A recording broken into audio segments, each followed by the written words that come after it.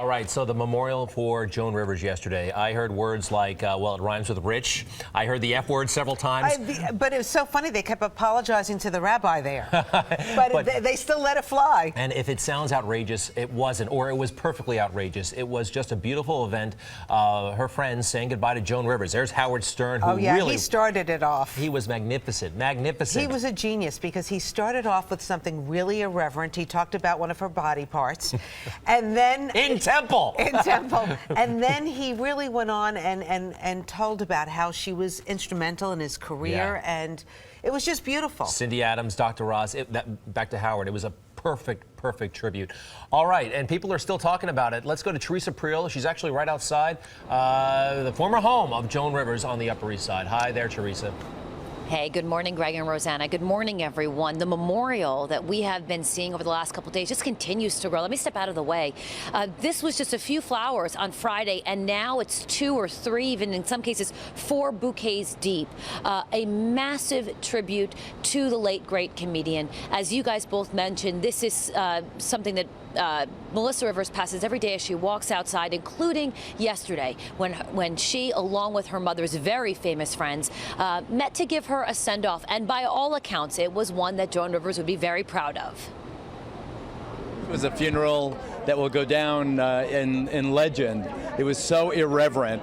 It was so off-color. It was so original. It was so Joan Rivers. There were lights, cameras, and lots of action. Paparazzi, publicists, and celebrities aplenty, including Sarah Jessica Parker and Matthew Broderick, Clive Davis, Donald Trump, Barbara Walters, Whoopi Goldberg. The funeral for Joan Rivers was Hollywood all the way, a huge showbiz affair, just the way the 81-year-old comedian wanted.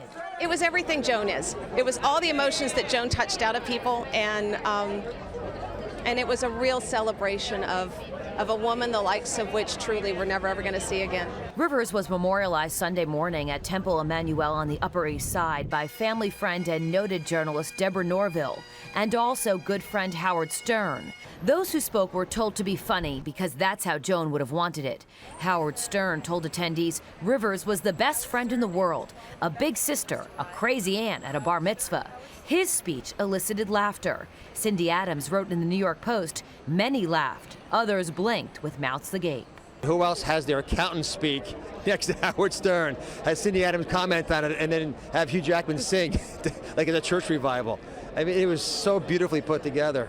Beautifully arranged by Melissa Rivers. And as celebrities listened, throngs of fans lined Fifth Avenue, grieving for the woman they felt as if they knew. She said, you just keep going. You just don't look back, and you put on blinders, and you just keep going. Her humor is what we need in the world today. A New York original all the way.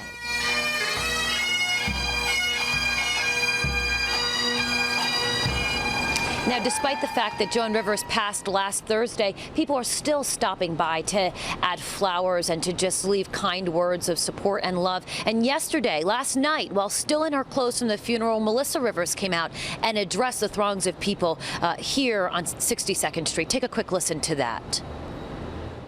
I know people are coming through all day, but I just really wanted to step out and thank you all for being there with your prayers and love, and it has been heard by both me and Cooper, and it has truly gotten me through. I just want to come out and thank you.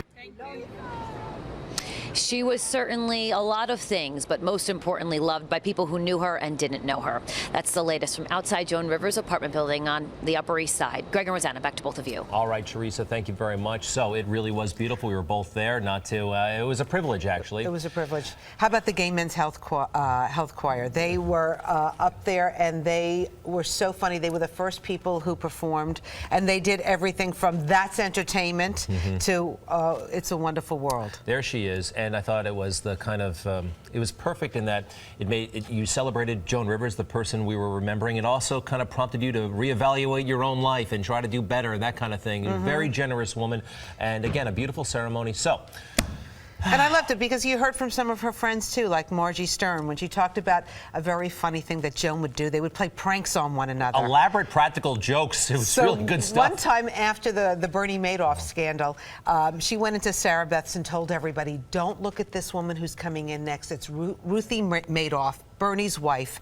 And everybody just like stopped and stared, and the woman had no idea. Her friend had no idea what she told everybody. Only Joan can kind of pull this kind of thing off. Then she pulled a joke on Joan. She was out sick for a while. She had hip surgery, and Joan was like, if you're getting plastic surgery and you're not telling me, I'm going to be really mad at you. Rhymes with rich. So her friend put toilet paper around her face to mimic bandages. I knew you were getting something done.